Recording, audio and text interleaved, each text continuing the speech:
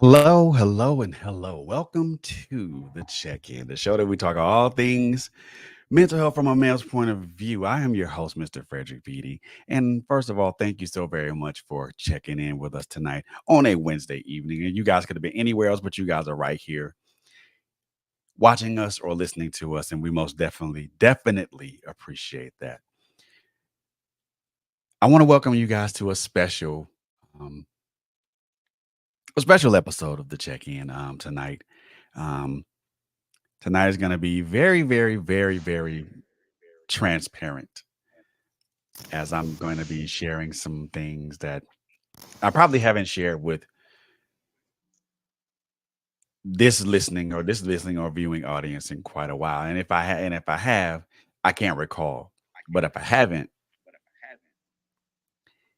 I want everybody to kind of, listen and kind of pay attention. And the beautiful person that's on my screen to my left or to my right, whichever view where you're seeing her, that's my sister Latanya Harris Good, and she is the host of Critical Conversations, Power Hour, The Verge podcast, and a host of so many other ones, so many other shows. Yo, boy.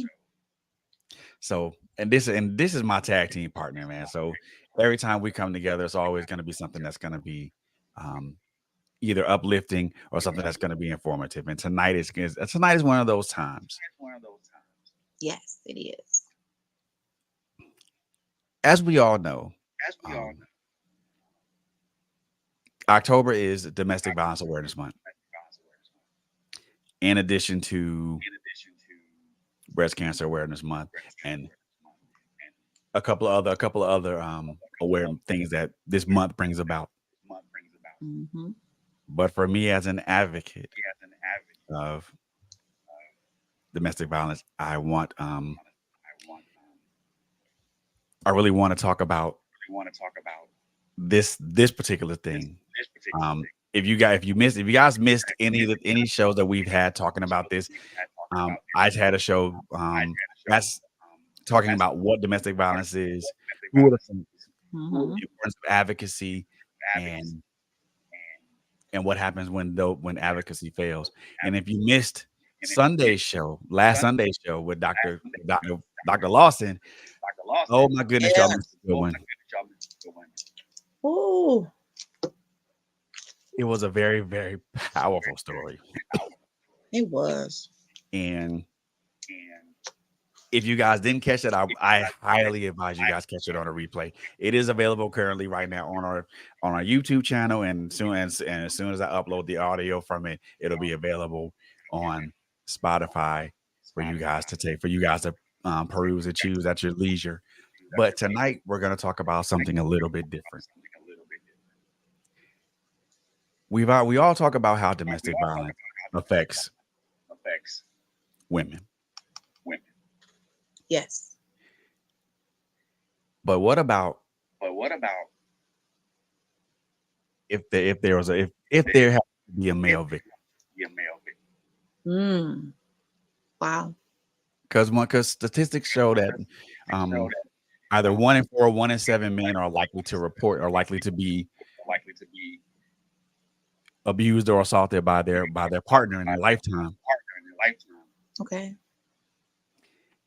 And if you guys didn't catch those statistics, I did mention it in the first show that I did about domestic violence.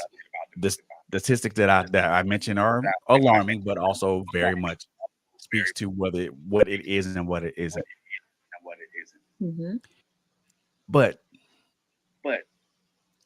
I want to tell you guys about my story, and it comes from the perspective of abuser and abused. Wow. So,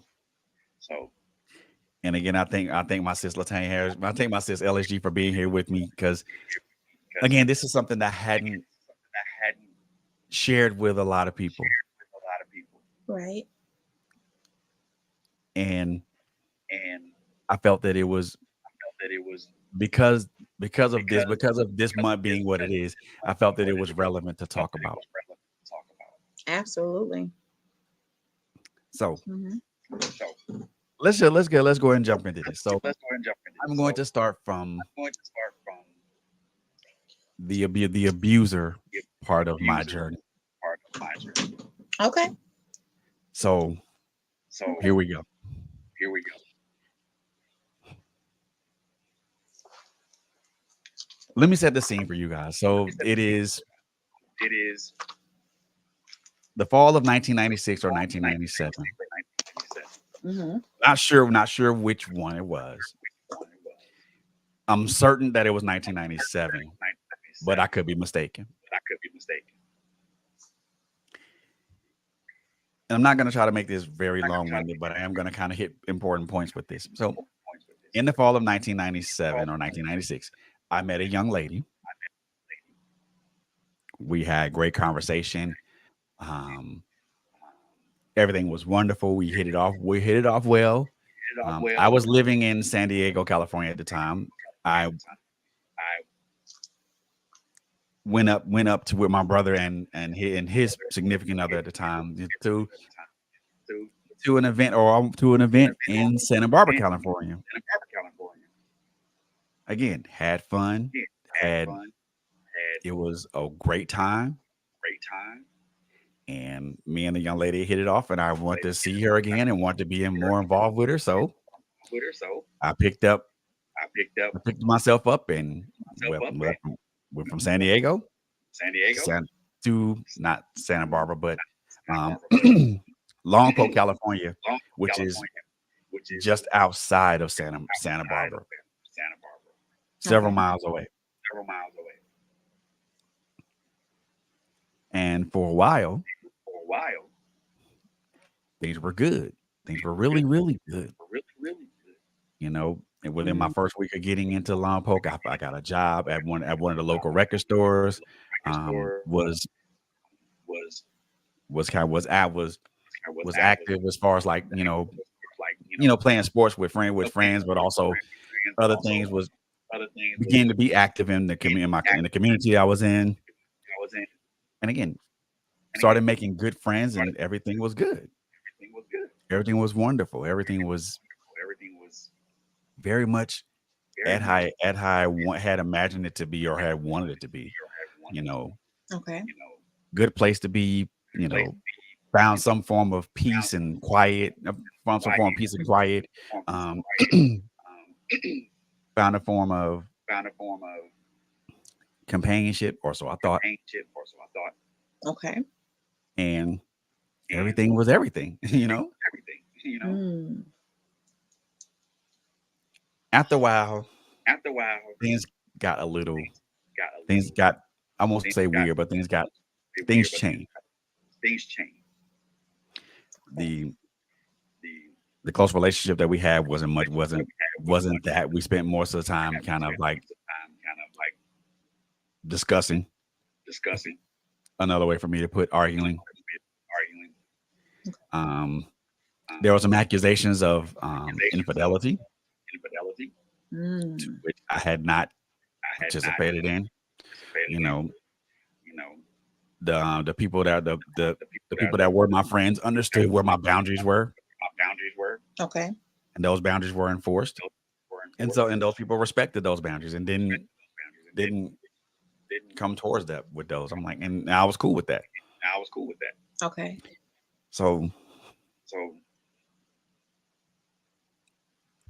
how can I put this? um, One night where I was one closing at night the where record store that I was working at, I was working at, um, um, I was a key holder at the time, key holder at the time, Mm-hmm. which means I opened and or closed the store. closed the store. Okay. Me and a female associate, we were closing the store. You know, I The store, she walked out. yeah, she walked I out. locked the door behind me. I told her, I told hey, her, you have a good evening have a and you good get home safely. get home safely. And I gave her a hug, and we And went about our way. went up on our She way. got in her car. She got in her car to leave. She got in her car to I leave. got in the car with Got in the the person car. I was with to leave. I was with to leave. We get back home, Get back home. and there's an argument. There's another accusation of Accusation. infidelity. Mm. Infidelity. Now, normally normally when we would have these particular we have these discussions, particular discussions.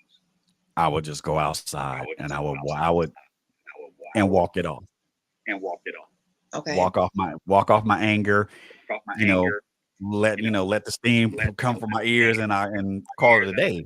call it a day. Right. Come back, Come in a back. calmer peace of mind and and Line. still And wanting to try to still resolve the issue want to instead try of to just kind of just instead of just kind of just letting it persist and go wherever it went. where it went. However, However, this was not that night. it was not that night.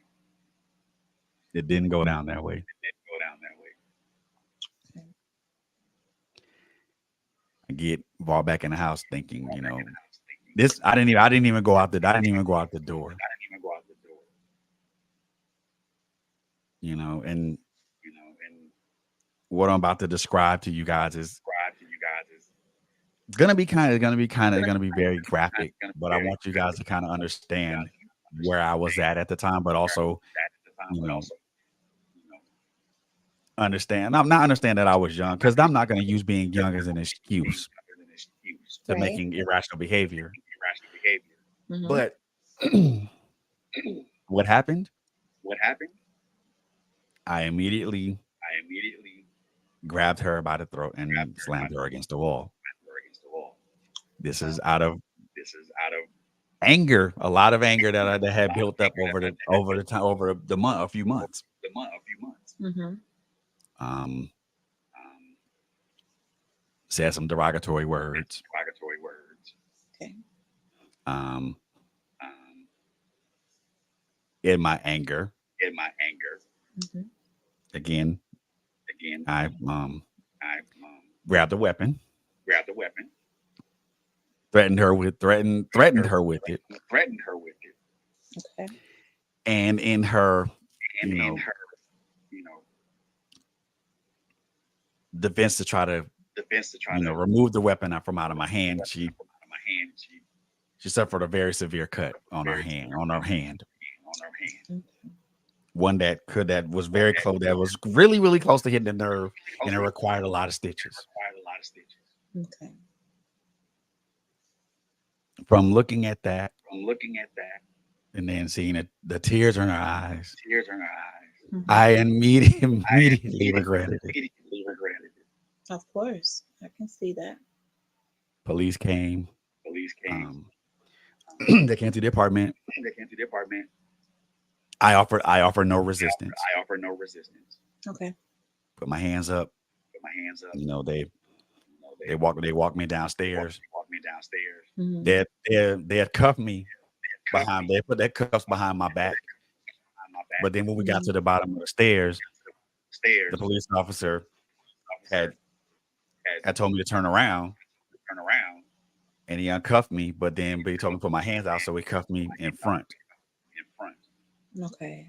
For me, and for For I didn't understand the meaning of that gesture. I think but I also understand that it was also a show of being respectful being respectful to the police officers by not resisting and not doing anything.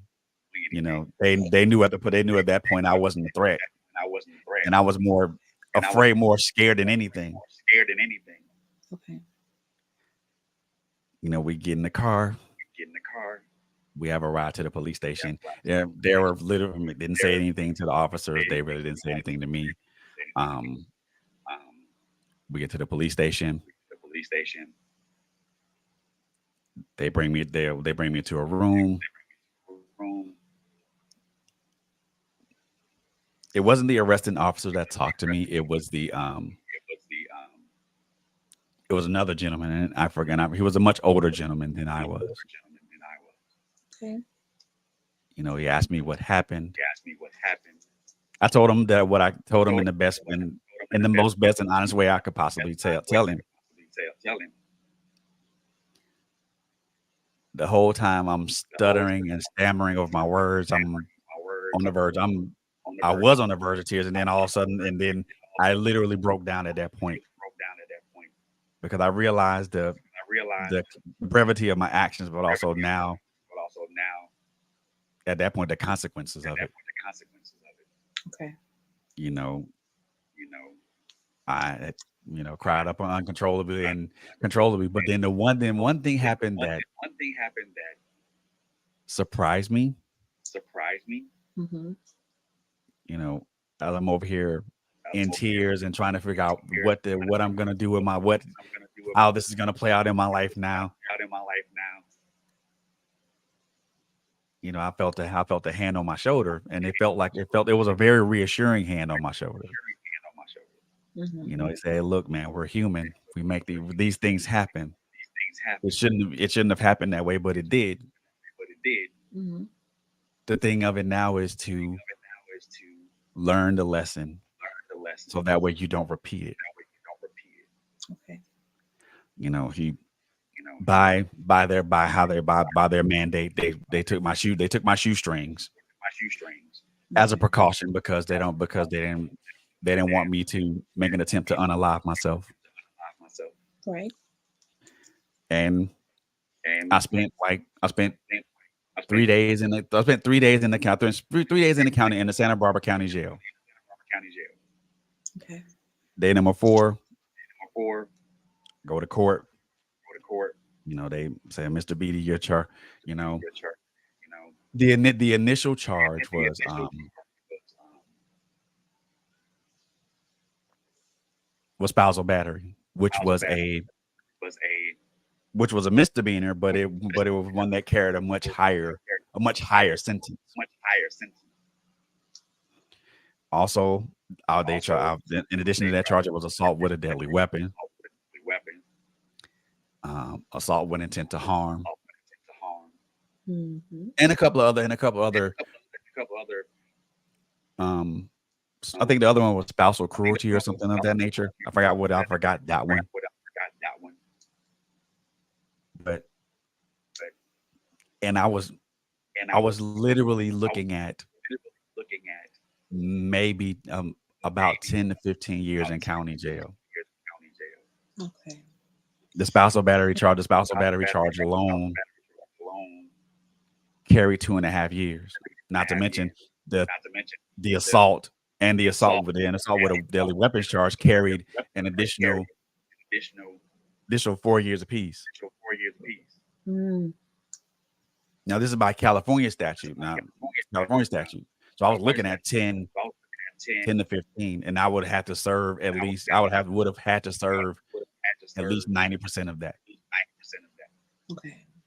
However, However, the the district attorney was attorney was amenable to having having the assault charges dropped. assault charges dropped. Okay. And they And bust down the spousal battery to a lesser misdemeanor. lesser misdemeanor. Mm. Okay. To which To which they gave me time served for the 4 days the 4 days I was there. as I was there, Mm-hmm. They put me on probation probation and anger management. and anger management. I would say that was a fitting thing to Fitting thing to walk away from, walk away from. to know that I was gonna. It wasn't a slap on the wrist, Slap on the wrist. because me violating my probation would have carried serious implications, Serious implications. Mm. and And I was grateful. I I was was very grateful for that, I was very grateful for that. to To just get a just get just say, "Hey, look, just say, hey, look, we understand you're human. These things happen. We're gonna let you off. we're We're gonna let you off, quote unquote, lightly. quote unquote lightly. But just know if you do it again, You do it again, you're gonna be in trouble." you're gonna be in trouble. And the other part of it was a Part of it was, a there was a no contact. There was a no contact order, a stay away order. a stay away order.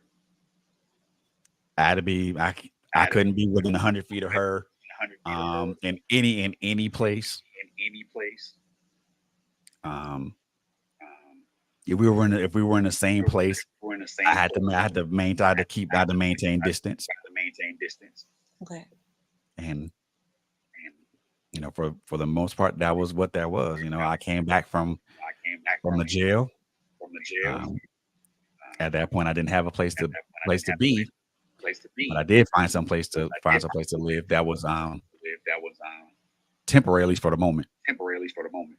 Okay. Now, Now, the other parts of that story, the other parts of that story are, parts of that story are, I won't say speak for I themselves, won't say speak for but themselves, but I made an error in judgment, I made an error in judgment, and and I I I violated the probation, violated violated the terms of my paper probation my paper probation by not by not adhering to adhering to the stay away order, the stay away order. because she still has some of She still has some of my effects, my effects, Okay. clothes, some things of that nature, and I wanted to collect those. and I wanted to collect those. Okay. Going there, Going there, I don't I don't outside of outside of me bringing harm to her, doing that, doing going that, back to that was going back probably to the that, was probably worst the worst experience of my life at that point, experience of my life. because I just wanted to get my things and kind of just wash my hands of the situation. Because of the situation, Okay.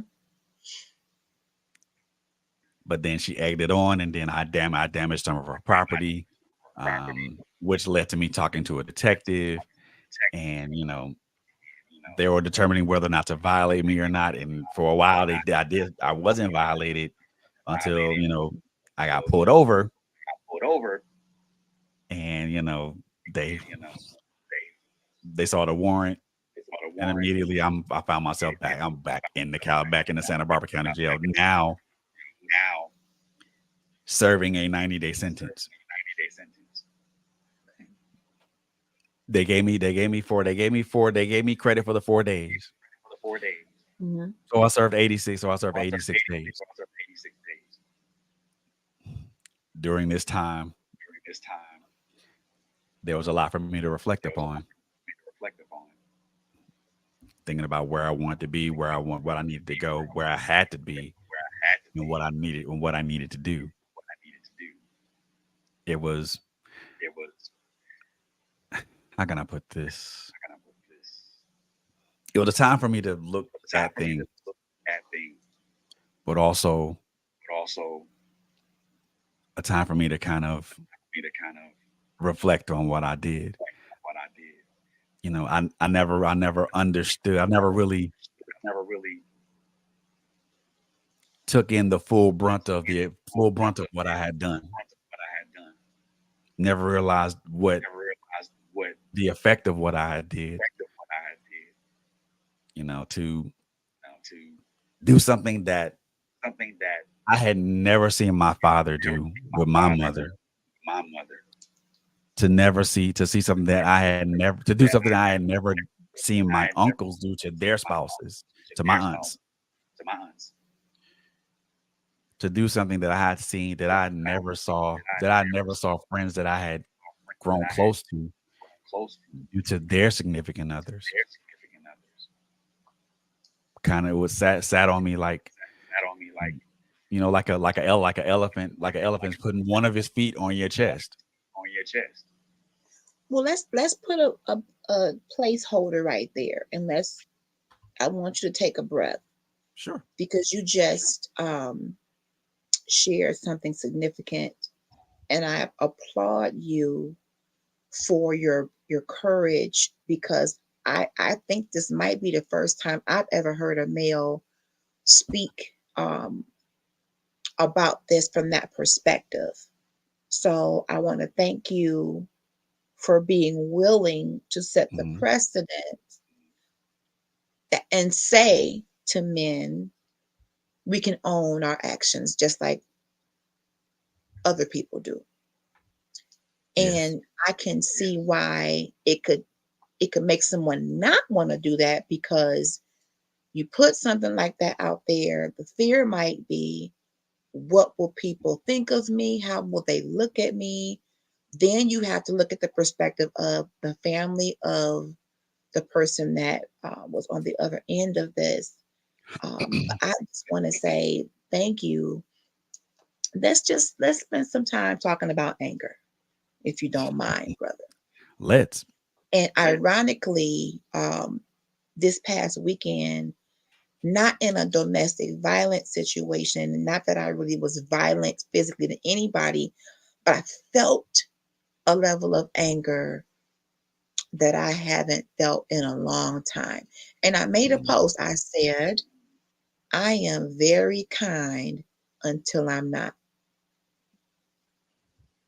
And all of us have, and I'm not justifying what happened, but I want us to unpack it because this could be anybody that has it this could. moment. I mean, I and I can hear people, I would never do that. And I pray you would never do that. But sometimes in our mind or even out of our mouth, we say what we'll never do. But when put in certain situations, depending on our circumstances, what we're feeling in that moment, what someone says to us, what we have allowed to stay hidden instead of talking through things.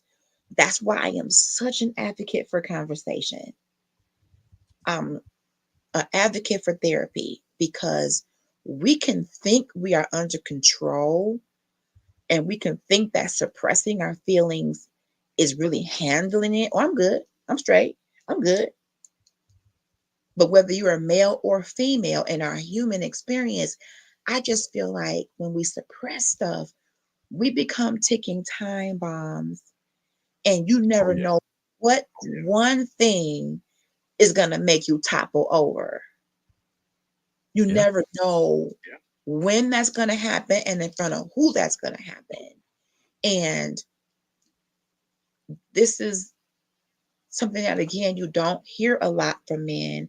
And I hope that there are men that are watching that now can see, yeah, if he was comfortable sharing, I can share. We consider this a safe space. We do not allow anyone to be bashed in this space, no matter what our discussions are. We can control that to a point. We don't allow people to just say any and everything that they want to say. Mm-mm. Conversations like this can be a little bit triggering. There can be someone out there that received abuse, and now hearing someone that perpetuated it could cause them to feel a way. Yep. I get that. I get that. But in this case, in order for you to be healed, brother, I think it's important. It was important for you to share this. And let me put this comment on the screen. It's a very good one. It says, anger is a powerful emotion. Lord knows it becomes destructive when not properly acknowledged or addressed. And from the male perspective, from what I can see, because I'm not a man, but I hear a lot of men, I got this, I'm good. And even women have said that. But on the male perspective, we always think, or I always see people say, well, being a man, you can't show emotion, you can't express certain things because you will be seen as weak or you will be seen as feminine. But now we see the consequences of suppressing certain emotions. When you're going, Mm-hmm. it's already, I'm not a man, but just from the outside looking in at the life of a black man, especially, no shade to any other man, but there's a certain stigma that rests on a black man anyway. He's a thug, he's a deadbeat father, he's, all these negative things that our men have to face going out into the world. Now, I let me say this, and again, I am not justifying the behavior. I am simply going to say everything we talk about seems to always line up with communication being better. That's true. You mentioned several times, I wrote it down, that there have been some accusations of infidelity, some arguments. Is that a license to put your hands on someone? No. Negative. It's But not. what I'm It's not. saying is, I want us to take this example and say, in a relationship, you're going to do things that make the other person uncomfortable or mad or whatever. But we've got to get better in talking things through and responding and saying, when you say this to me, you make me feel blank. It's called an I message. My daughter taught me this, and they teach this in kindergarten and first grade. Not in my day, but I guess in modern times. It's called the Right. I message. Right. When you do this, I feel that. And it may sound real simple and fundamental, but I believe in, even my therapist uses this to tell someone, when you accuse me of cheating, when you accuse me of this, when you say I'm not this, or when you call me out my name, or when you don't come home, and when you do whatever it is you do, it makes me feel like blank. Hmm. Because that way, at least I've said it, I've put it out there, I've relinquished it, and you can't say you didn't know that it hurts me when you do that, especially if it's accusations and it's unfounded. Exactly. Like you're accusing me of something that I'm really not doing. I don't know why you think I'm doing this. Maybe, and again, not justifying the abuse, not justifying what happened. Not at all. That is not what I'm saying. I'm just simply trying to unpack this to where things could have gone a different way. And they When a could person have. And they suppresses, could have. I mean, I'm not saying it would have, but I'm saying everybody has to own their part. And on your part, once you started feeling like, you know what, I don't like when I hear these accusations. I don't like what I hear when these arguments. I've been Oh accused of yeah. being argumentative all my life. I've been accused of being a person who I'll call it more of a great debater, but people say you always gotta have the last word. And that could be probably true. But what I have also learned is talking is an outlet for me. And if I can sit a person down and say, this is how you made me I feel I will be less angry and less susceptible to an outburst. Over this past weekend, something happened in my family that really set me off, brother. And when I tell you my response, although I did not lay hands on anyone, I wanted to. I had the desire to, because that person did something egregious enough that I felt it would have been warranted. But it could have turned into me having some jail time too, The had it went temptation all is the there. way. Temptation is there. I'm telling you, and it all came from feeling betrayed, feeling disrespected. But we got to get to the point where our words, our conversation, and even we can say, you know what, I'm going to walk away from you for 24 hours, for 48, whatever, because I, Hmm. I know if I don't, this could go really left really quickly. The temptation is there. And, I mean, and you and and it's that's an adult thing And to it's do. it is. It Yeah, is. it is. But yeah. I But think when we look at it from the aspect of aspect of the temptation part of it, temptation and part of then it kind of compare that to the actual action that could happen, that could happen. Hmm. we have to look at it from that. We have to look at it from that, with the hindsight being 2020, and understand that once we do that and we commit to that action, there's going to be equal and opposite reaction to that. The Reaction moment we act in anger, act in anger, just know that that person has the right to react right? in either As the the same same way or Yes. a way different or way. a different way. Yes. I 100% agree with that. And we have to always have that in mind. Um, because also there's a defense mechanism. If you come towards me in a certain way, I have a right to defend myself and preserve my life, depending on how forceful a person is being. I have a right to defend myself. But then my question becomes, in those moments, you said something very important. You never saw your father do this. You didn't see your uncles do this. You didn't see your friends do this. Did you seek counseling to help determine where that came from. And before you answer that, hi Tiffany Craig, let's address this comment. Could there have been a change in certain things so there didn't have to be any accusations? Good question. Some women need that extra assurance because so many men have made it bad for any good man that's out there. That's powerful. And Mhm. a lot of women have a certain level of insecurity because of what they've been through.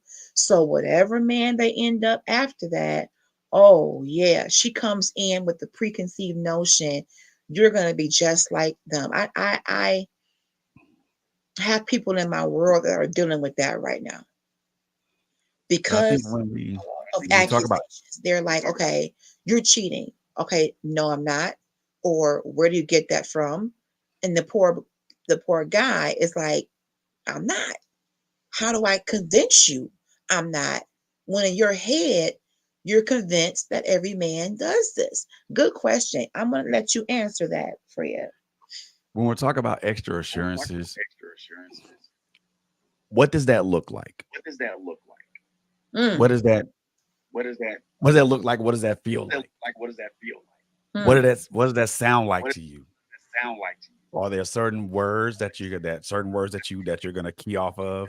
Is there a Key off certain of action action that you're gonna that's key off of? key off Are of. you what are you looking for in that? What are you You looking know, for in that? You know, I think when we talk about talk about assurances assurances. can be given in so many ways and so many forms. It can be verbal assurances, it can be physical assurances, it can be emotional assurances, Emotional it assurances. can mhm, be It can be mental assurances. assurances. I mhm. think when we talk about that When part we of talk it, about that part of it, it's individual to the person. individual to the person. That's a good point. Yes.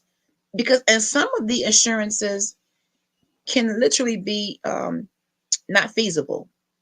When a Mhm. woman has been scorned, hurt, cheated on so much, battered, abused, whatever, it could take, it's almost like you would have to give an account of where you are every second. Where you at? We ain't answer the phone.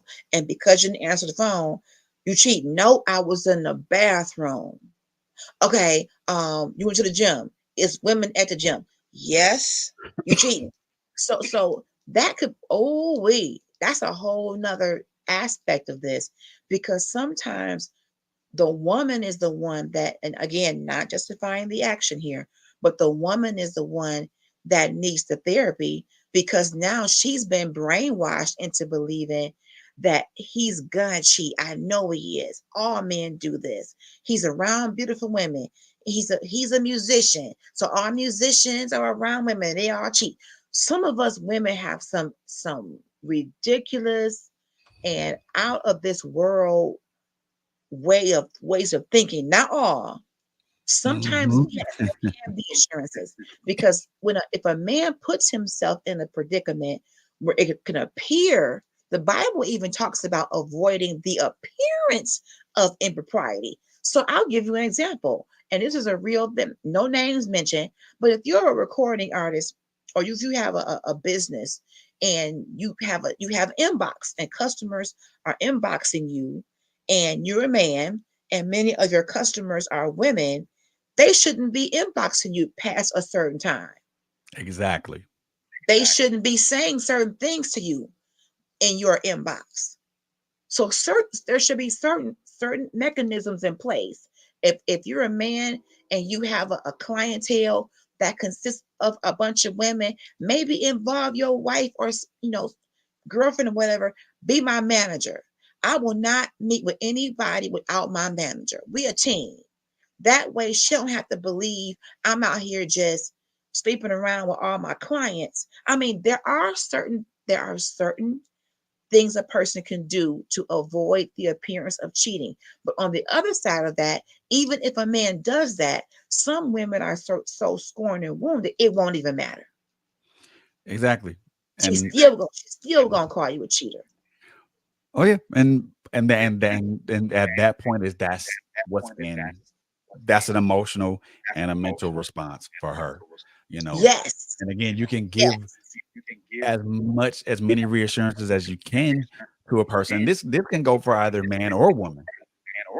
You give someone as many reassurances as you can, it'll never be enough for them to fight that in their head, fight that in their mind, or fight that in their But emotions, or here's fight that in their the spirit. golden question is this: even though the accusations are coming and the arguments are coming, at what point do you say, you know what? I feel rage coming up. I gotta walk away. Did that happen? Was there a point? Was there a point where you felt? Because I know me, I can tell you about LHG. When I get angry to that point, it almost creeps up my back like a tarantula. I can Mm. almost feel it. And I'm like, ooh.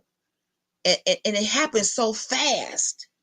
Because I'm telling you, somebody almost got hands on them this past weekend. But Mm. thanks be to God who gives me the victory and causes me to triumph over the temptation of hurting anybody. I'm not a violent person, but this particular person said some disparaging things about my child. And that took me to another place. But I wonder if we are ignoring the signs. I'm getting too angry right now. I need to remove myself. But then here's the other part. I can be honest. When I've had my spouse tell me I can't talk about this right now, I keep it. Yes, you will. We gotta talk about it now. Now, I've never had anyone lay hands on me. Let me be very clear. My Mhm. former spouse never touched me. But I also remember times when I wouldn't call it maybe instigating, like I really wanted to have a certain conversation in that moment. And he was like, you're nagging me, you're pushing me, you're nagging me. I wasn't smart enough to say, well, maybe him backing up is a sign that this needs to be tabled tonight. Mhm. While anger is in the air, let me back up. But no, what Latanya here is good. When she wants to discuss something, I'm just going to say it. Nobody else matters. I want what I want. I want to talk about it because I don't want to go to bed angry. I want to have a resolution now. I'm just being honest about my character and my personality. That's just But me. but when you think about it from that aspect, when if you're wanting her, some people want a resolution right then and there, but then the other person is kind of backing up and kind of saying, "Hold on, not right now," Not right because now. there's a lot of high emotions and high emotion in the air, and Oh if yes. and the thing Yes. of it is, if he if he were to engage at that point, it would turn into a full blown argument. So in most Mm-hmm. cases, sometimes it is, and I won't even say sometimes, it is a good practice to back away, especially when there are high emotions about, because when someone says, "Well, I want to talk about this right now," and the other person says, "Well, no, I don't want to talk about it right now. I'm a bit angry. I'm a bit angry, and I don't want this to turn into rage or anything else. So can Not you give me a moment to kind of right. pull back and assess?" Right. Right. Right. We got another comment coming in.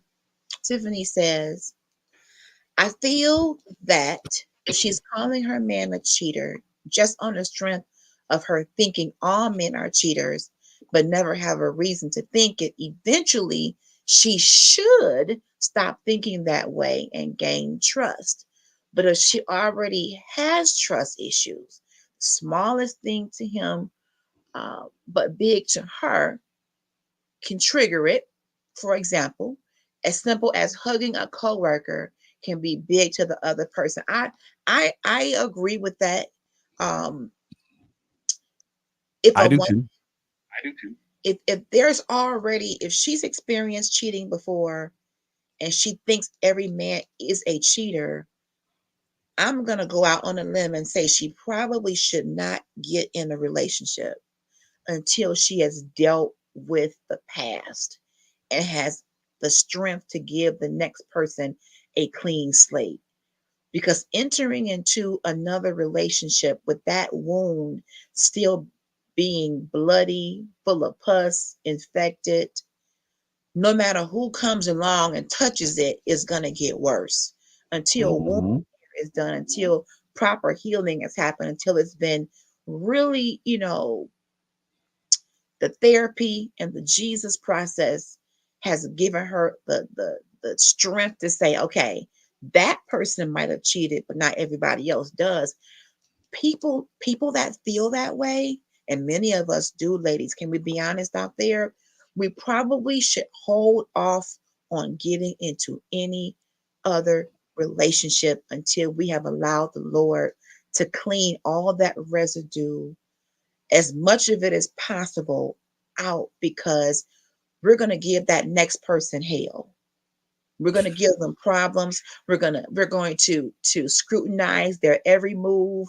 We're going to be on their phone. We're going to be going through their phone. We're going to see every hug as a romantic hug.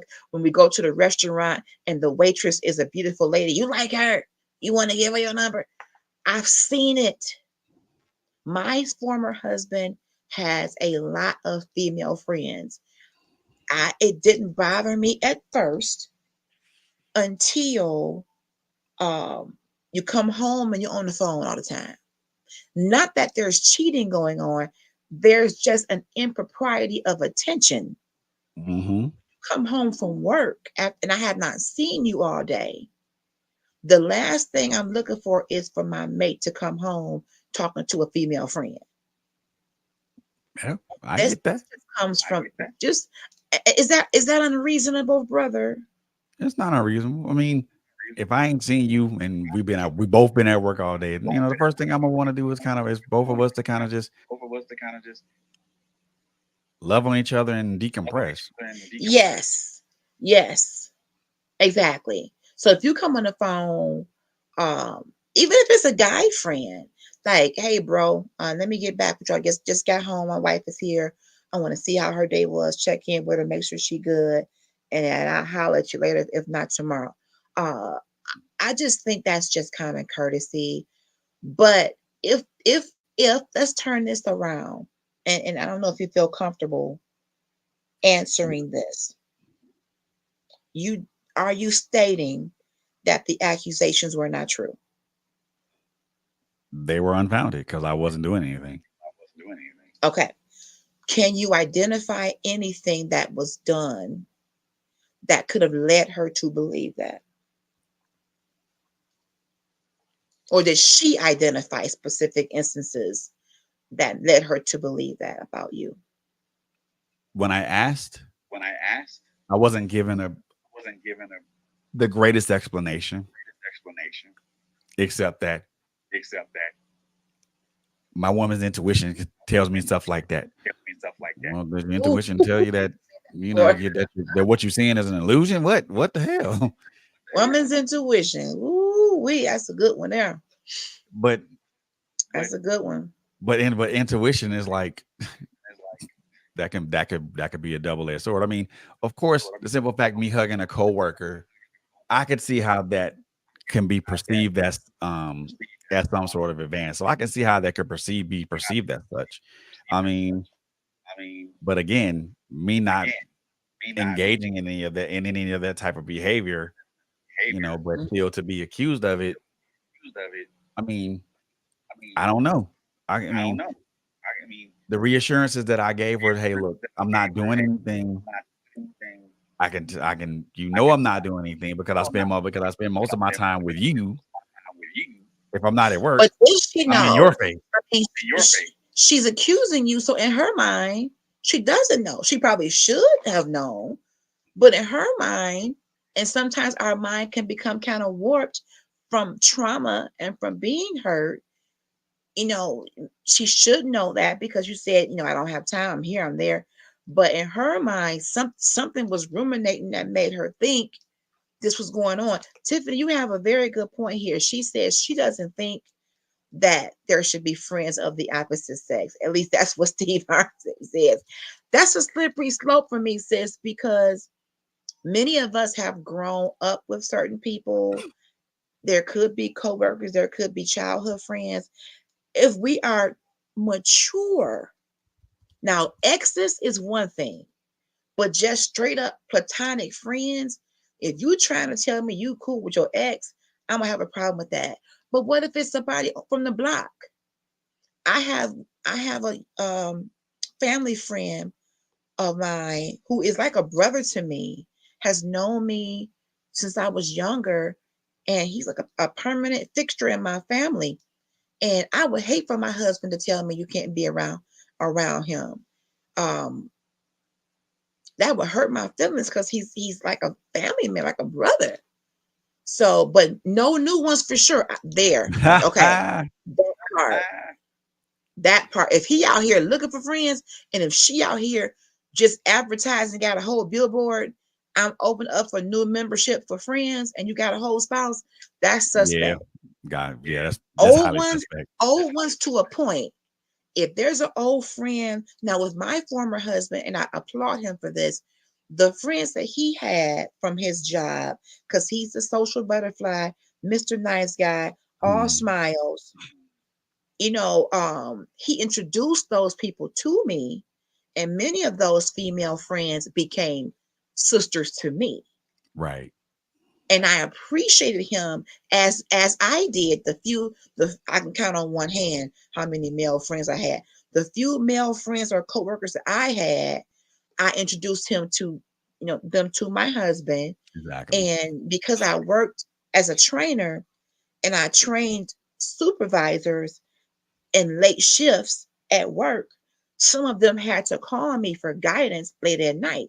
I would have the Mm. phone on speaker just so my husband would know he ain't calling me asking me what color drawers I got on. He's calling me to ask a question about this job. You know what I'm saying? So there are certain things that I did as his wife to reassure him this is a business conversation. He said, "Oh my God, mine too." I don't like how Oh man. some of these husbands. We're gonna have to do a part two. Sometimes these friendly husbands, it can go too far Okay. because there has to be a respect level.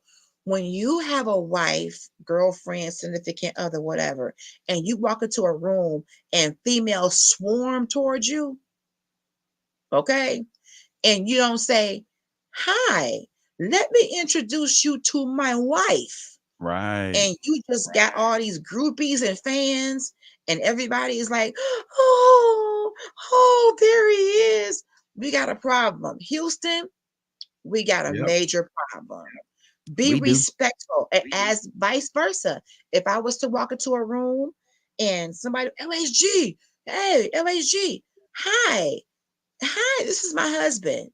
If I have one time, or my boyfriend or my man or whatever you want to call it, there has to be introductions. There have to be boundaries set. But if you're just bouncing around from woman to woman because you're just so popular, the devil Yeah. is a liar and a deceiver too. That's disrespectful. Most definitely. But Most back to definitely. you, brother Fred.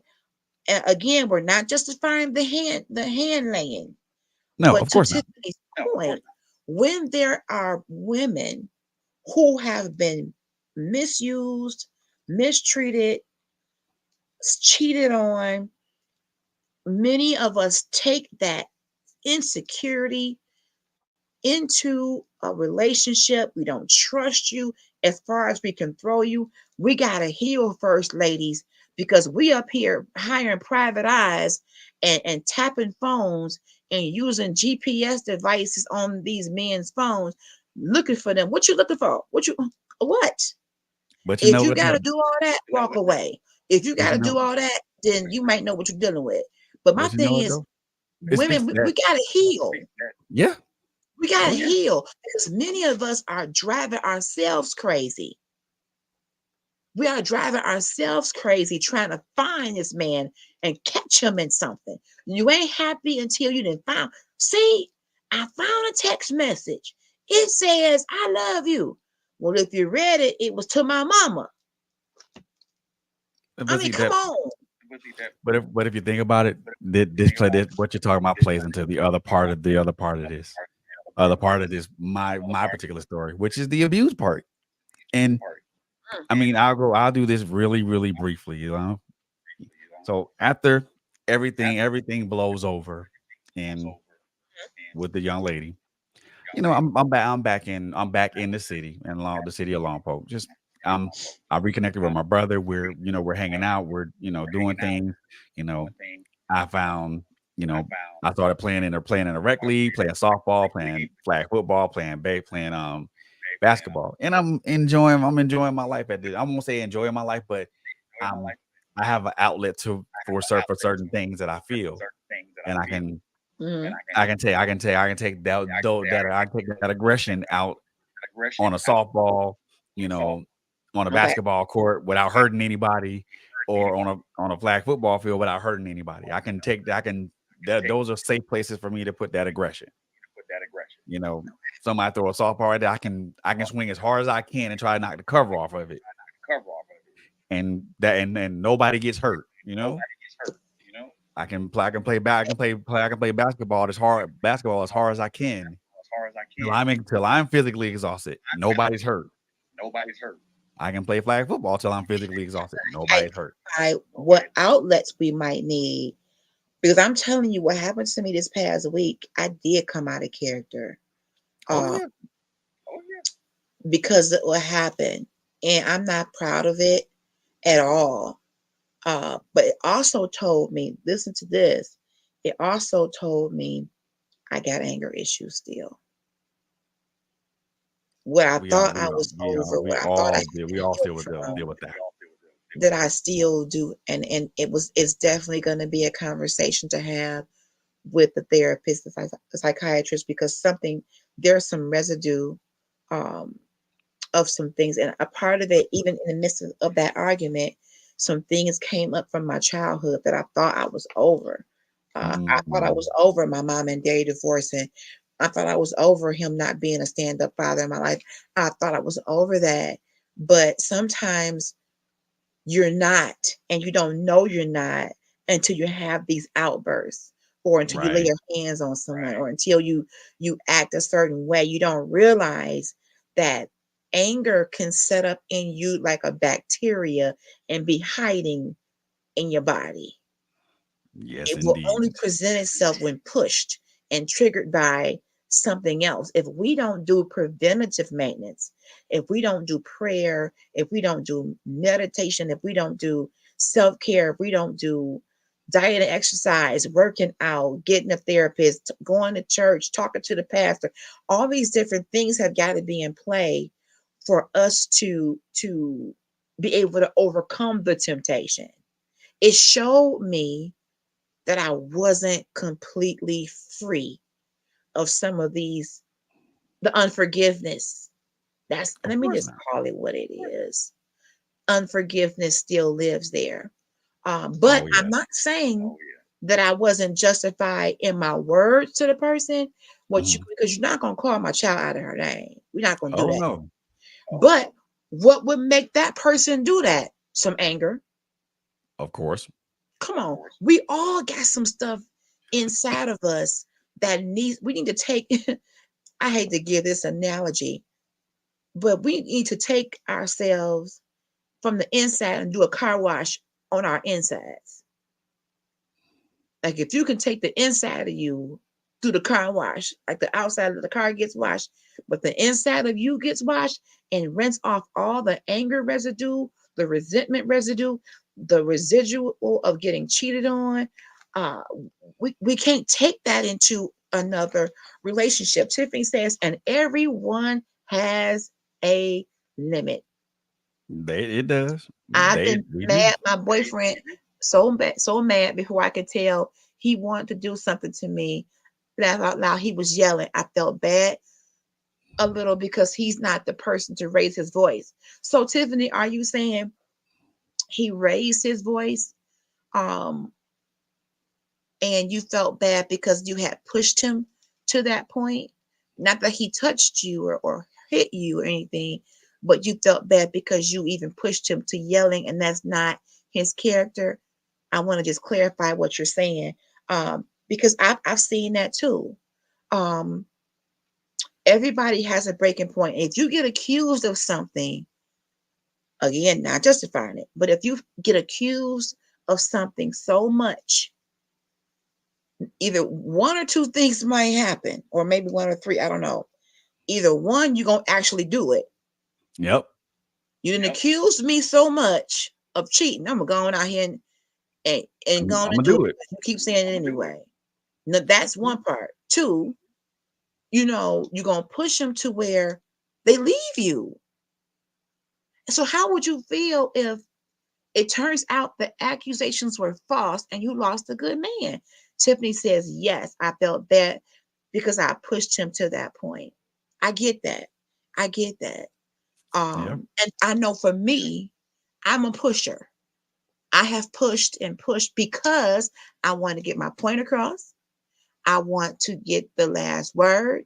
I want to be the one to say, enough said.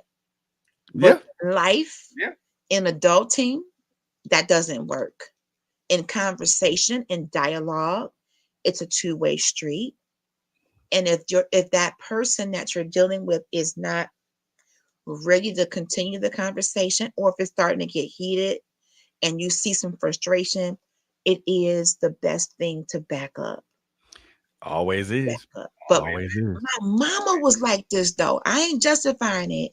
My mama was with, and again, no shade to my mama. She's alive and well, and I love her. Her and my stepdad would be going at it. And she a little lady. My stepdad was 6'5", 6'6", and my mom ain't no more than 5'3". I'm telling you. But he would buckle sometimes because she would just be so loud and aggressive. And I found myself turning into that in the early years of my marriage. I'm But like, you know this is what? effective. You know what? A Not lot of effective. things that you a lot of things that you mentioned and kind of led up to my abuse part. Like I was saying, I found this Really? girl. We were cool. We hit it off. You know, I wanted to take my time with all that and not be and not roll into anything. Because prior to that, I just really just didn't want to be in those types of entanglement, that type of thing. I just rather have the physical Yeah. entanglements and be done with it. So Right. seeing her, made me want to change my mind and put things in perspective and say, okay, let's run with it. Set up 2 months later, I'm in Renton, Washington State, mind you. In a new job position, things of that nature. I'm again liking what I'm doing, Mm-hmm. liking what I'm doing, liking the people, liking the folks that I'm working with. Kind of I did keep my friendships down to a minimum because I didn't want those types of complications again. Okay. But again, I won't say all good things, but things that are good don't always last, are not always good. Sometimes they do turn bad. And the turning point for me is when I came home. It's time to pay bills, presenting my paycheck, and she noticed that it wasn't a lot, Okay. and that's when she physically hit me. The same woman? Nope, different woman. At this point, okay. At this point, I washed my hands of the other woman. Okay. So this is a different person. So she physically hit me. Okay. I was used to the berating and stuff like that. I thought that was just her personality, but when she physically hit me, it opened my. I was caught off guard with that, and had never said something. You got used to the berating? Can we let's not gloss over that. I did get used to her berating me, not saying derogatory things, negative stuff. And for me, I kind of went over my head because I didn't notice what it was at that time. Because I want to, what would make you stay in that when someone is berating you? That's concerning to me. I had nowhere to go. What was I going to do if I left? Where was I going to go if I left? I was in a whole different state, away from a support system, away from people that I trust. Yeah, that's real. That's real. Away from people that I trusted, away from people that I knew. So this went on for a while. For a while. Um, the The on occasion, occasion, the verbal abuse continued, verbal abuse continued. but Mhm. then sometimes that graduated Graduated to to to physical physical to physical abuse, abuse. Mhm. whether it it slapping. Slapping. I took a couple of punches dead to my chest and on my face, And on my face. Mhm. and And everybody was saying that everybody was she's not saying this type of person, or this is not like, well, I Sure. don't know what the hell to tell y'all if she's not this type of person, but she's super smacking the hell out of me. out of me. See, And see. for me, it got to a point to where I got tired of that, and I wanted to get away from that particular thing. And And there was a point I was really at a low point, and I had no idea what to do. I wasn't able to talk to my family family um, about it, about but I it. had a couple of good friends in California who were Mm. Who in were San Diego who were willing to to put me up with them for a bit until I got back on my feet. So that's what I did. But what I in the did, same but in instance, the same instance, and this is the part that I want to really just emphasize to whether it's male or female. or female. If you're in a position to leave that situation, just leave. Just leave. Because Mm. I did. I did. I literally planned it out over the course of like a month. Like And a month. then now it was just a sense of now it was just Since now it's time and opportunity. time and opportunity. The opportunity came, she was gone. She It was just me and and me and her mom in the house. and her mom So in the house. So I was pretending like I was going to work that day, going to work that day. cut a hole in the screen. Cut a hole in the screen. I'd already put already packed my clothes, the clothes that I came into the relationship with a bag with a bag threw it out the window, put my backpack on, my backpack on. went around and said goodbye, Say went goodbye, around, grabbed my bag, grab my and bag, walked out of that apartment complex apartment in complex, a cold and rainy Washington night, not knowing not knowing anything, not knowing where I was going, had no idea where I was going, had no Bro. direction of where I was going until I got a couple of miles away from the apartment complex, and I just stopped and I took a breath. I took a breath. Mm-hmm. Because the whole time I'm walking down the street, I'm walking I am scared out of my mind that I'm what's gonna sure. happen? What's gonna happen if she pulls over and she sees me? It's good. Then it's really gonna be some stuff, and I didn't want that to go down. Had to go down. So I just stopped and I took a breath while it was raining. I Raining. said, God, just you know what I'm trying to do. Trying to do Just please guide me to where I have to go. to where I have to go. My God. I opened my eyes and I kept walking. And I kept walking west. walking west. Eventually, there was a bus station there, Bus station there. Okay. and there was a bus there. There was a public transportation bus there, Transportation bus there. and the guy was making his last run into Seattle, into Seattle. and Okay. And I was so, and he was about to leave, and he saw me walk up, so he stopped, and I got on the bus, and I didn't have any I didn't have change to give him to get on the bus, but he said, "Don't worry about it. Just just come on. I'm coming. I'm going back into town. So is that where you're going?" I said, "Yes, sir." I said, yes, sir. That for that whole like Whole 45-minute ride, I didn't say anything. I didn't say anything. I was just asked him, "Hey, do you know where the nearest Greyhound bus station is?" And he pointed, and actually he drove me right in front of the station and let me off right there, because I think the bus depot was like 2 blocks down the road, 2 blocks from the Greyhound station. Greyhound station. Wow. I bought my ticket and had to wait for like another hour, and the whole time I'm thinking like I'm scared to death that she's gonna come up there and she's gonna cause a scene in that bus station. But it never happened. Never happened. And it was an uneventful Greyhound bus ride back to California, a very quiet bus ride for me, because there was a lot on my mind, a lot for me to think about when And Mhm. I'll put it in there, put this in perspective for you. When I got back to California, there was a lot There was a lot that I had to deal with on the strength of that, on the strength you of that. know. And this, You know, all these things and happened within the all these course of things a happened year. in a year. Mhm. So that same the all these things Same happened within the course of all a these year. things So happened within the course of a year. So I hurt somebody, but then I hurt somebody somebody, hurt but then me. somebody hurt me. And Right. And my thought process at the my time thought was, process at the time was, I guess this is God's way of getting God's back way at of me for getting me back hurting at somebody. hurting Mhm. somebody. And that was my, and And again, that was I'm again, I'm 24, 25 years old. I'm not, 25 and I'm years not old. understanding how certain things And work. certain things work.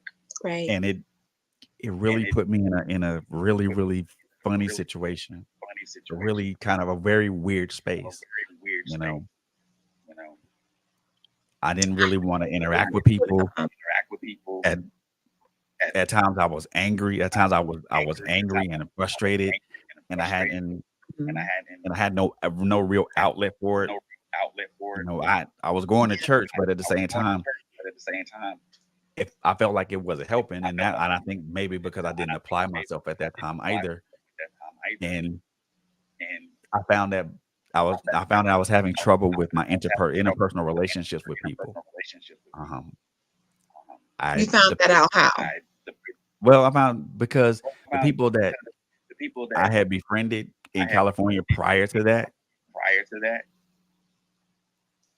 um, um, yes, Miss Craig, that's yes, what I mean.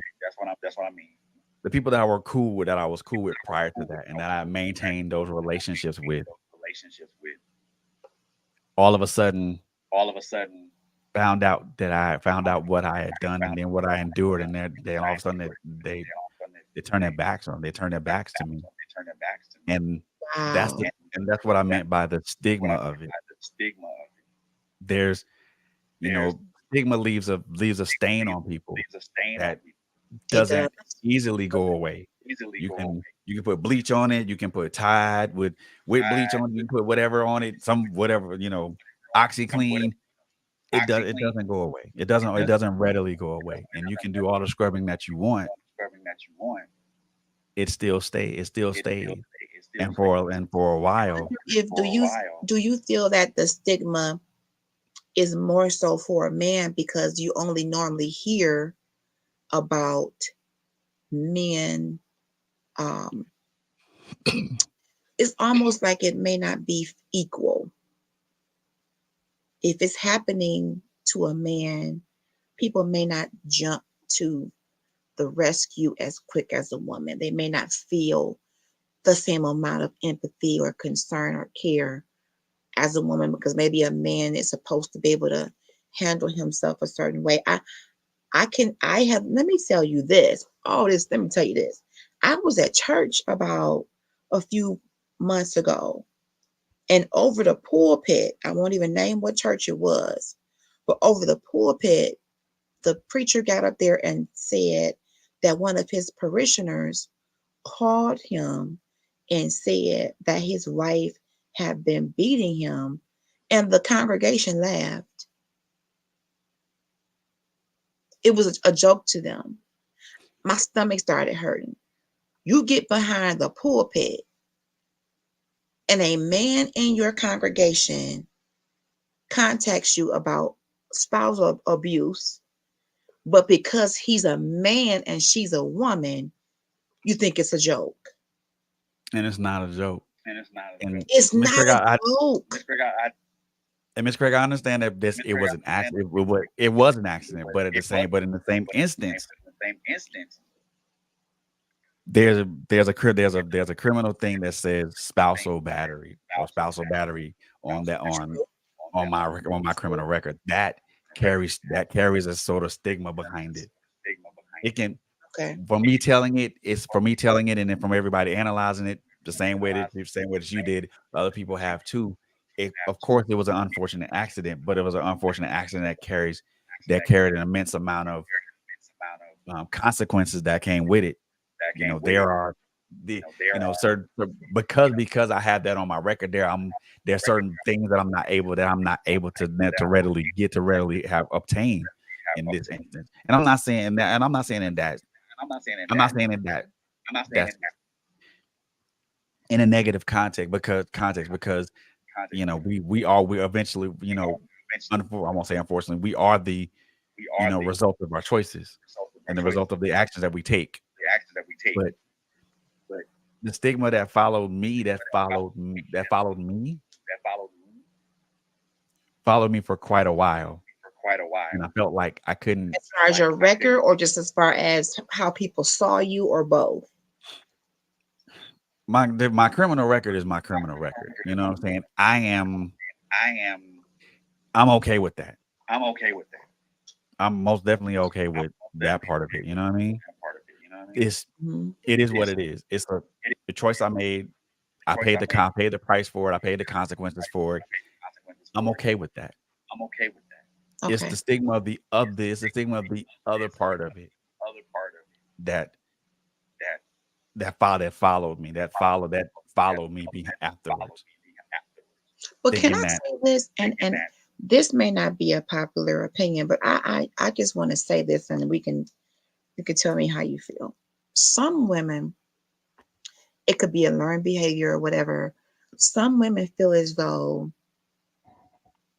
they have to push a man to respond a certain way.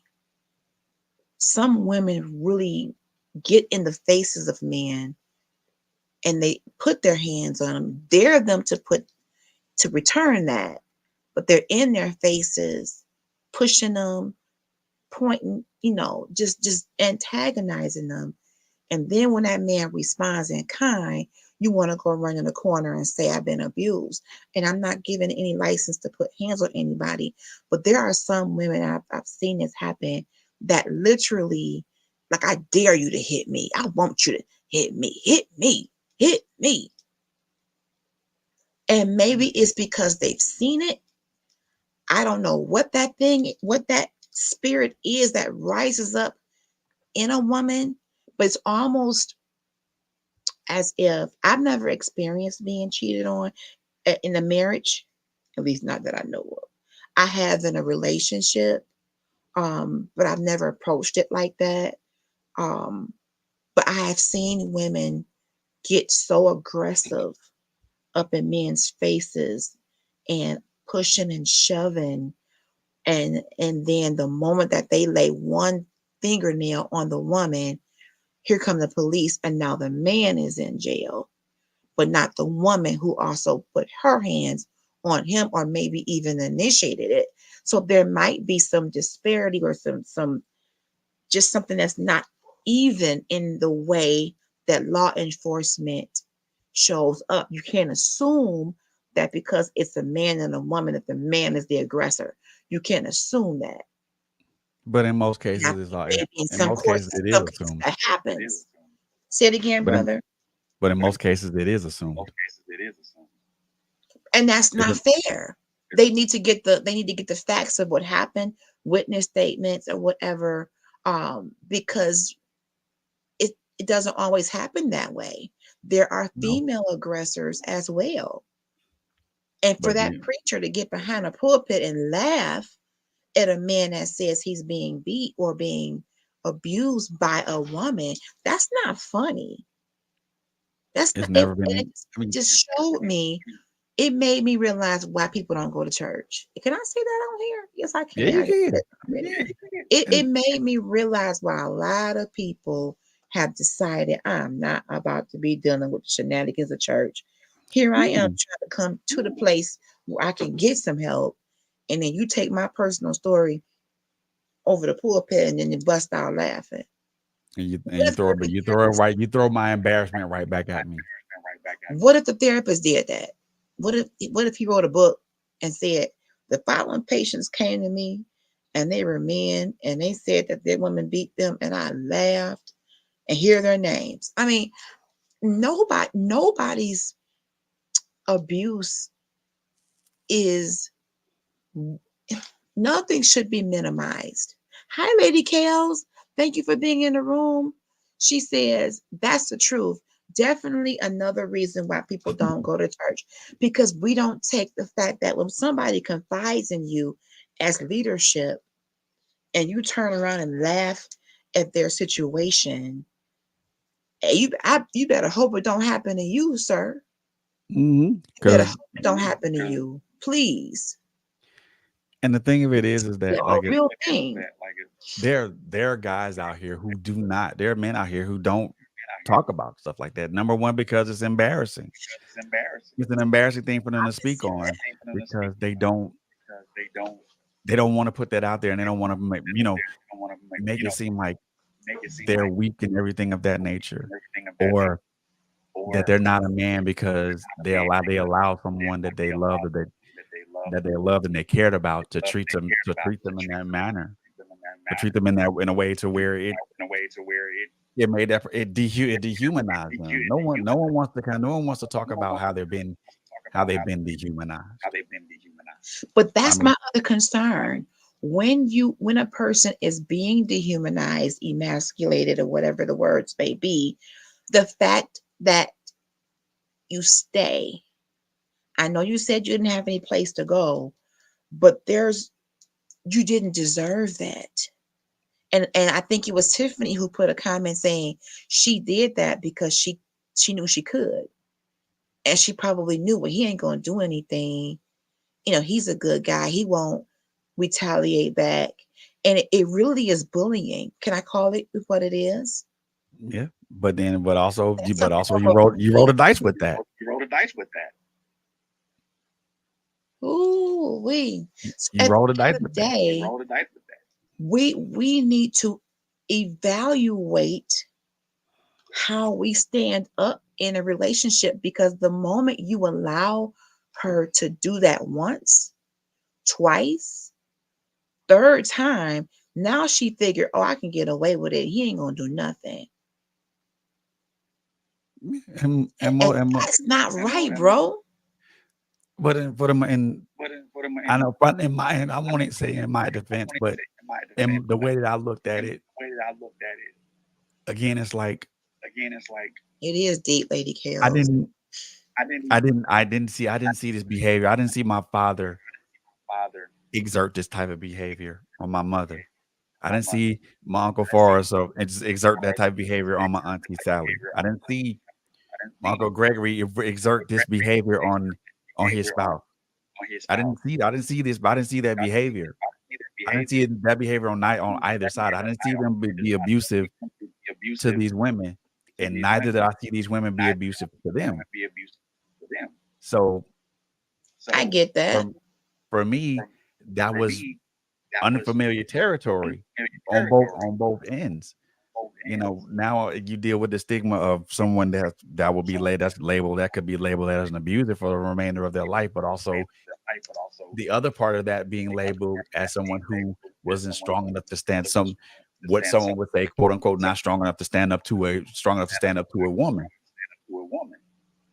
But where do we draw where you draw the line with that? You draw the line with that.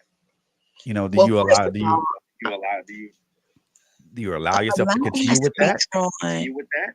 A line has to be drawn where I don't I don't feel that we need to put ourselves in predicaments where we stay somewhere simply because we feel there's nowhere else to go.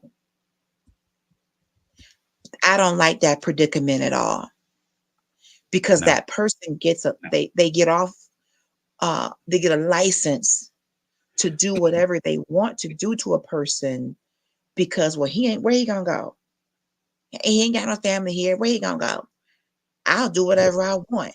And the more it's allowed, it's perpetuated, then that female or male, however it happens, feels that they can get away with it.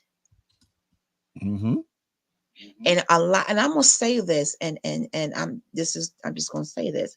I think this has a lot to do with the person's self-esteem or lack thereof. That played a large part in mine. I'm Mine. not gonna even lie about that. It And played a when we very large part in do mine. this, I want us to address low self-esteem from the male perspective, because just like with the woman, As a woman who has experienced not just low but no self-esteem, men preyed upon that. Oh, she don't love herself. I can slide in and do whatever I want, however I want. Tiffany has a question here. She says, "Hi, Jamaica." She says, "Did you ever hold on? Did you ever tell her not to hit you?" Good on question.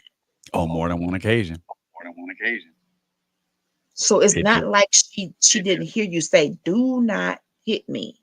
She just chose to do it anyway, yeah. probably thinking that there wouldn't be any retaliation. She may have done it before. She may be a serial man beater, or the other side. She may have seen something similar to that happen and not justifying it, but she may have seen something. Or let me just say this: some women's circles condone that. Girl, if he get on your nerves, pop him. If he bothering you, do this. And I'm not trying to be jokingly with that. There are I'm some women who have some ideals that they share in these female circles that would excuse that kind of behavior. Now I'm gonna put myself out here and say this. I can cut with words. I have said some things in my relationship that I know I should have never said. And again, I recognize that my anger issues have not been healed 100%.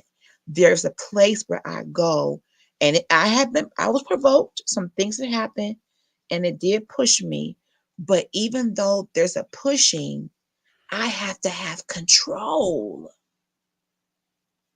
A lot of people are behind bars right now because they got pushed and lost control and committed crimes. mhm. So even with the pushing, we have to say, "Ooh, I feel that anger coming up my back like a tarantula. I will talk to you later. I'm gonna step away." And sometimes if you don't do that, you get to that point of no return, and then when you come to, it's cuffs on. Like what I just do. What just happened?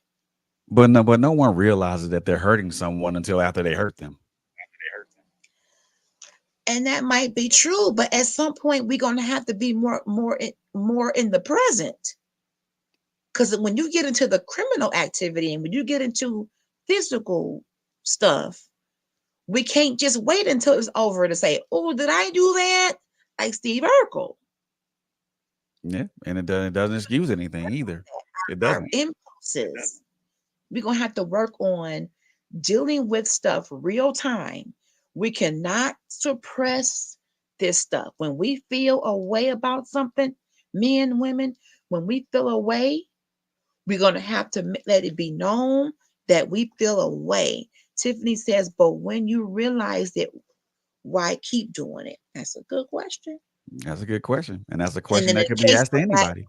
women, that's a good question because at some point when you come to the realization that I shouldn't have done that, but if you don't get help, if you don't call that thing a thing and say, "I have an anger problem," if you don't get the help, you are going to keep doing it because you're going to keep getting triggered.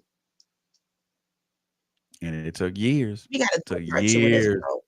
Good. It took years to get to the point to where I am at the moment, At the and it's moment. not Sure. And it's hasn't not been without without trial and trial and error, trial and and error.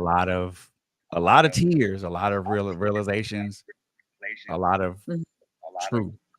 truth. Um, I said this to my mom last night Last that night that truth isn't a bitter elixir there's a bitter picture that that must be taken. must be taken. Mm. Wow. We don't We don't we don't we don't realize that, and we don't realize the truth in the realize things that we've done, or the things that we things that we've done, or things that have been done or to things us that have been done until we actually face it. make it actually face it. We actually look Wow. at it and look at it At for it, what it look is, at and it we for what it is, call it what it is, all and then we what it look in is. the mirror with Mirror with ourselves, and ourselves. Yeah. we call what it is what it is, instead of just dancing around it and not admitting to it. You know, it took me a while to just to admit to the fact that I was in both of those situations and I'm proud of you for to admitting acknowledge that. that again. I am proud of you for admitting it, addressing it, putting it on the table. That's very courageous of you. I Hmm. think my realization is this: we are taking relationships so lightly. When you meet people, you really don't know where they've been, what they're capable of, what their insecurities might be. We better do a lot more praying, ask a lot of questions, get therapy, not just when something goes wrong, but get therapy to keep things right. A lot of broken people are getting in relationships and getting married. A lot of trauma Ooh. is going down the aisle with us in our beautiful wedding dresses, in our dapper tuxedos with six bridesmaids, two flower girls, two ringsmen, 18 pounds of chicken wings, and the beautiful wedding cake. There's stuff that are happening. There's some stuff happening, y'all, behind the scenes that are making out to be some really jacked up stuff in relationships. We've got to do some self-care, some relationship care. We've got to we got to do a better job of becoming emotionally intelligent and dealing with some stuff head on. Tiffany says, "I'm glad things are turning around for the better for you." I echo those sentiments because if we're going to have better relationships, these habits have got to be broken. And I Hmm. pray, brother, that you do not ever allow anybody else to walk over you. That's not love. And Nope. I know women because I am a woman. There are some very hurt, wounded women out here that will put unrealistic expectations on a man, make him walk a tightrope on a banana peel and think that he won't slip. And we set our men up to fail with unrealistic expectations and daddy issues, mama issues, self image issues. And it makes for a very difficult relationship because we're looking for this man to be God and be Mm, perfect. mm. And he cannot do it. Let me tell you, Tiffany, sister, Ah, I'm telling you, I'm we gotta do better, y'all. And I'm talking about me too. I plan on getting married again. I plan on being in a relationship again. I miss marriage. I'll tell you that. Truth be told. Um, but the next time, and prayerfully the final time, I want to have undergone some serious emotional surgery. I love Grey's Anatomy. I love hospital shows and picture the doctors scrubbing in for these surgeries. You want to go and do a triple bypass? Oh, sure. Scrub in. Some of us need surgery on our emotions. And we Hmm. don't need to deal with near another person. We don't need to deal with near another relationship unless God does some deep surgery. Stop thinking that these people can be our be all end all. Only God can do it. Only God can get down and get the residue of years of low self-esteem, abandonment issues, rejection issues, low self-esteem. No, only God can clean all of that up and prepare you to be in a relationship. Women, stop abusing these men. Stop screaming at them. And if you feel you're being provoked, walk away before you lunge. That man is Please. not your father who left you. Maybe when you see red, at that man, you're seeing your dad that walked out on you. You're seeing your uncle that raped you. You might be seeing somebody else, and you're allowing that man to take the brunt of all of your trauma. He's not, he may not be the enemy, not in all cases. I want us to be better in relationships. I want brothers to be able to feel safe with their mates. I want sisters to be able to say, "Ooh, yeah, let's talk about some things." The reason why I think you cheated is because I've been cheated on in every marriage I've had. Every dude has cheated on me, and I got a problem. So you may not be cheating on me, but in my head, it's just, I just feel like you are. We got to be willing to say it could be me, not you. You haven't given me a reason to think you're cheating, but I'm so insecure. I'm so insecure. Every woman that come around you, I think you want her. Come on. That's not living. Mm-mm. That's not, you can't even enjoy the beauty of a relationship if you think your man is cheating with everything. Now, if he is a cheater and you get concrete evidence of that, you can walk away, ma'am. You ain't got to hit him. You can just walk away from him. Mm. That's the Just better. think, That's the better option. That's the better option. unless you're going to forgive. But if you can't forget and give him a clean slate, leave that man alone. Leave that True. man alone. But to keep accusing, accusations hurt, especially when you know they ain't true. It's just accusations. And you a stand-up person out here trying to be a stand-up adult, and you keep getting blamed. You keep getting blamed for stuff you ain't do. That don't feel good to the human psyche or the human soul. Nope. I gotta go, bro. We gotta do a Yeah, part. we got it. We got to get it. We got to get out of here, man. We got to get out of here. Sheesh. I mean, there will be a part 2 of this coming up. Because Woo. there's an aftermath of all this, but there's also a self-care aspect to this, and I do want to jump into that too.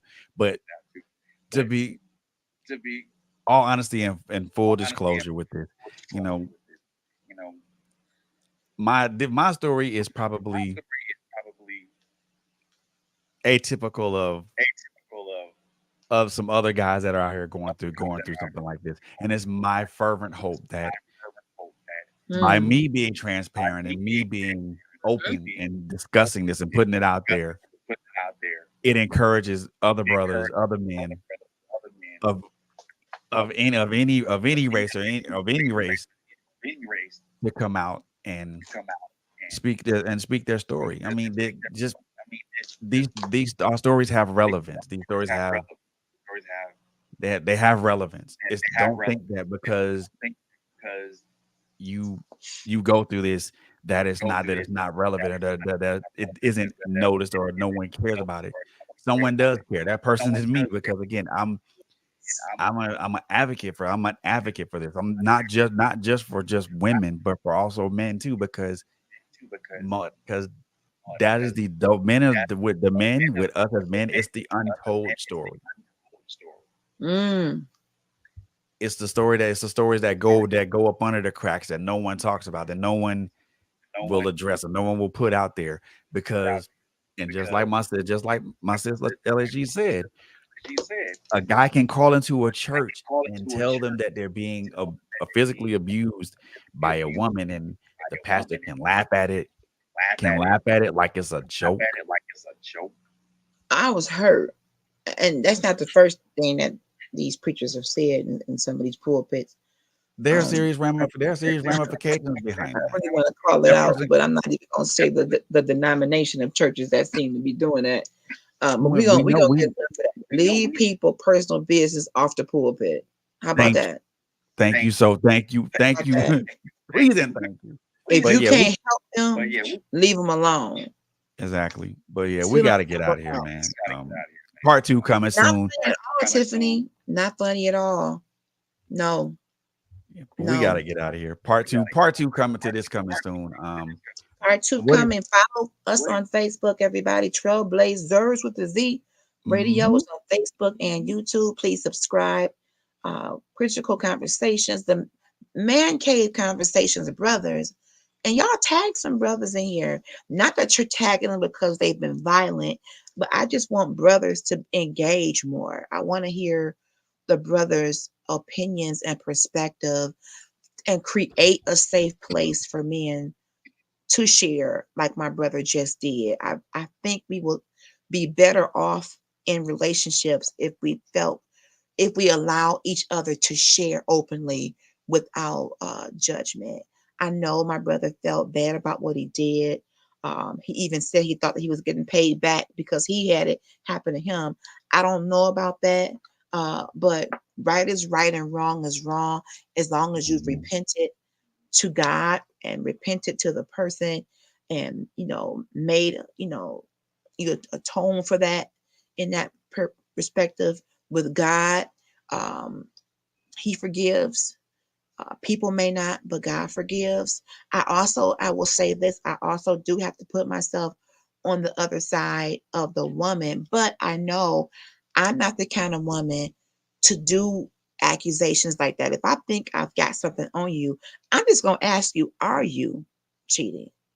And if you tell me no, unless I have clear proof, I'm not going to keep bringing that up. Every man that's friendly is not a cheater. Every man that has female friends is not screwing them. So as women, also there are some things that we can do differently um, in relationships too. So we're gonna definitely do a part two. We need to be better, both men and women, in relationships. We need to be more mindful of each other, of ourselves. But it hurt me, brother, when you said that you felt you didn't have a choice. That hurt me in my spirit. I never want anyone to be in a predicament of being hurt, abused, um, because they don't think they have any other options. That hurt my spirit deeply. But let's get out of here. We're gonna be back on part two soon, y'all. We're gonna get it on the books because this is deep. And again, share, tag, follow, and subscribe. Yes, indeed. Yes, indeed. What let everybody know what you got going on. What new shows you got going? Oh, well, Monday Power Hour has shifted a little bit. It used to be in the morning. Uh, Tiffany says, "Thank you for sharing your story, brother," and I echo that. Thank you Most for your welcome. Power Hour is still going on Monday evenings. I am considering shifting it to Sunday nights when Dr. C is not on. But we'll see. But right now, what's coming up, I'm still doing my business series on Power Hour. So stay tuned. Girl Chat Weekly is still coming on. I plan to have Dr. Dana McKellar and Taka to come in to Power Hour. She is a super business guru. She also studies women's health. So she's going to be on Girl Chat Weekly as well, talking about menopause, talking about fibroids, talking about how to take care of our bodies, women.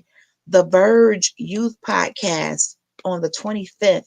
So Whoop, next whoop. once a month is our youth podcast. We are showcasing young people. We're talking about issues that they come up with.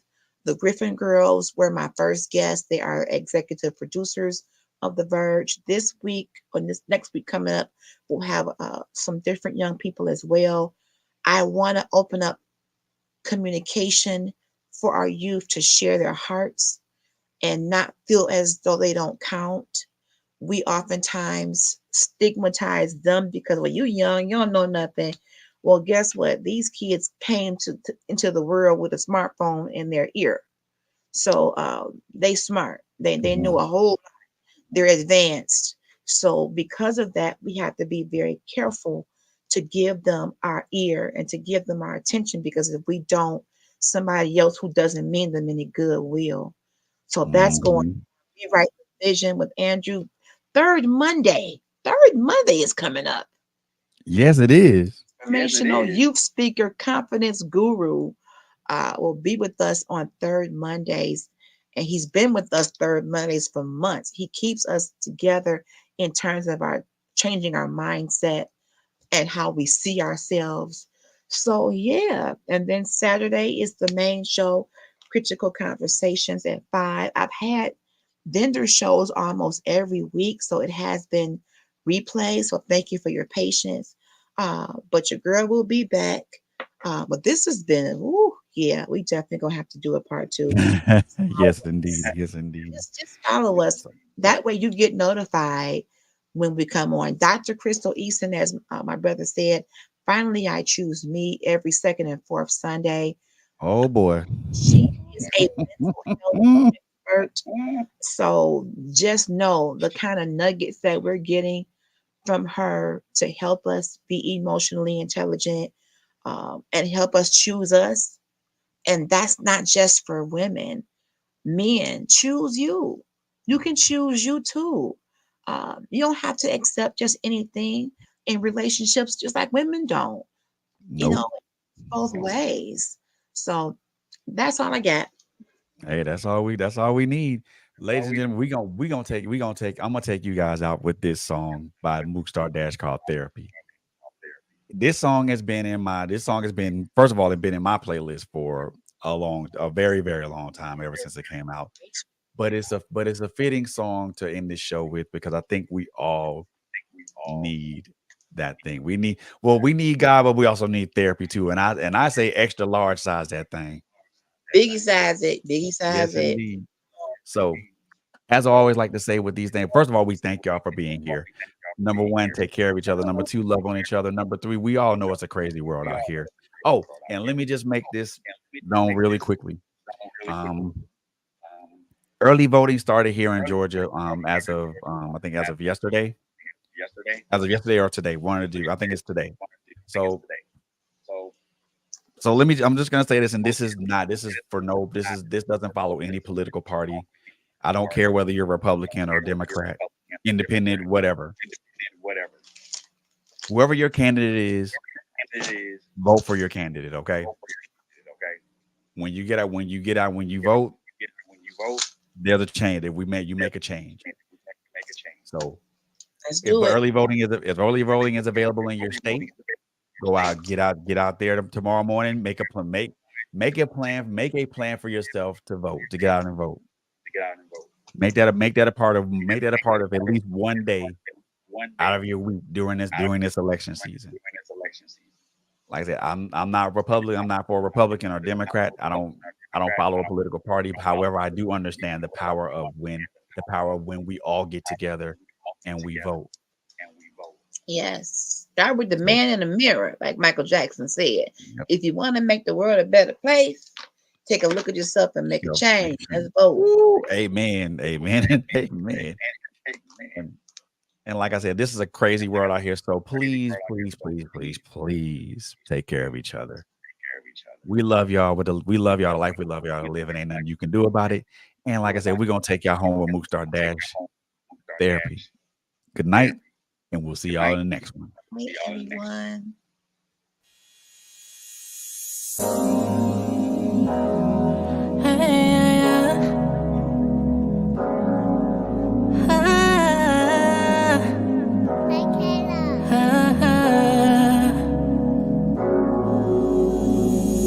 Look at me now, I made it through.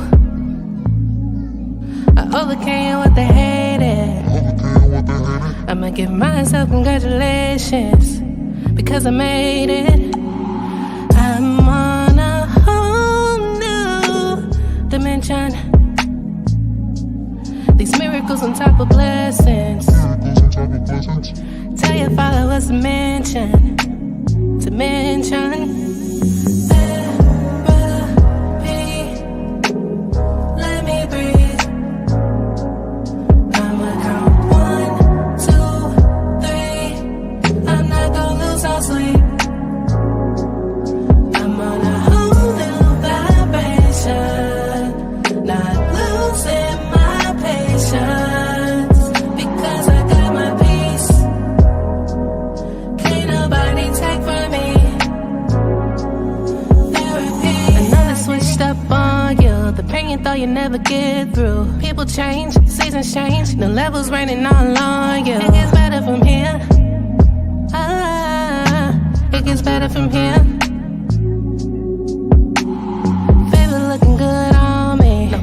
much time to seek therapy. Oh, it's okay to have therapy.